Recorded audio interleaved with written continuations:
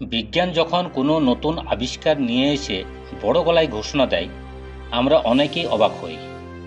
কিন্তু একজন সচেতন বিশ্বাসী হিসেবে একটু গভীরভাবে খেয়াল করলেই দেখা যায় যে সত্যগুলো বিজ্ঞান আজ ল্যাবরেটরিতে নিউরনের মাধ্যমে প্রমাণ করছে, সেগুলো 1400 বছর আগে আমাদের রাসূলুল্লাহ সাল্লাল্লাহু আলাইহি সাল্লামের তিনি দৈনন্দিন জীবনে বাস্তবায়ন করে গেছেন।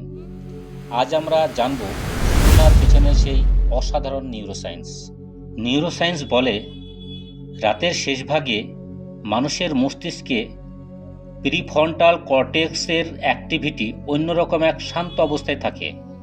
বিজ্ঞান যাকে বলে ডিপ ফোকাস স্টেট বা থিটা ওয়েভস।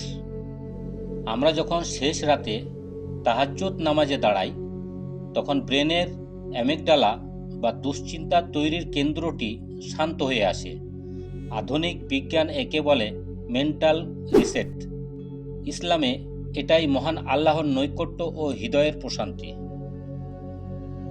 দিনে বারবার মেসওয়াক করা কেবল মুখের পরিচ্ছন্নতা নয়।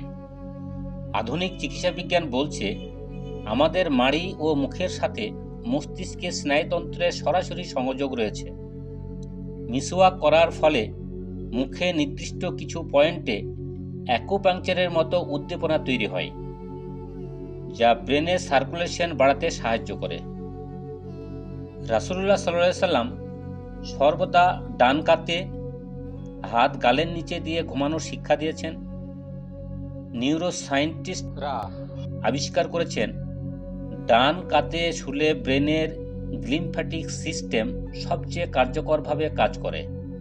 এটি ঘুমের মধ্যে মস্তিষ্ক থেকে ক্ষতিকর বিষাক্ত প্রোটিন পরিষ্কার করে, যা অ্যালঝাইমার্স বা স্মৃতিলোপের ঝুঁকি কমায়।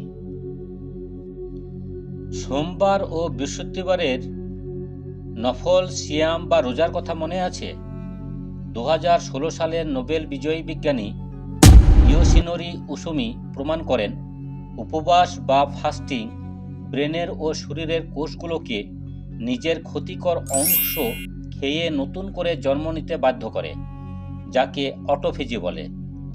সুন্নাহর এই সামান্য অনুশীলনেই লুকিয়ে আছে সুস্থ ও দীর্ঘ জীবনের মূল চাবিকাঠি।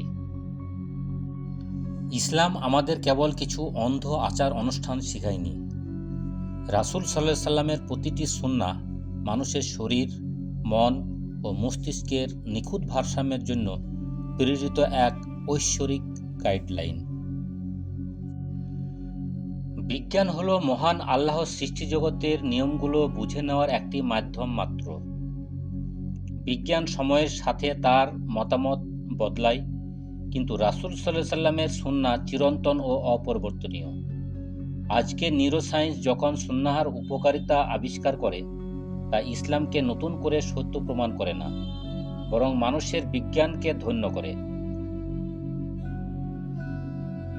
একজন মুমিনের মূল লক্ষ্য বৈজ্ঞানিক ব্যাখ্যা খোঁজা নয়, বরং আল্লাহর সন্তুষ্টি ও সুন্নাহর প্রতি ভালোবাসা।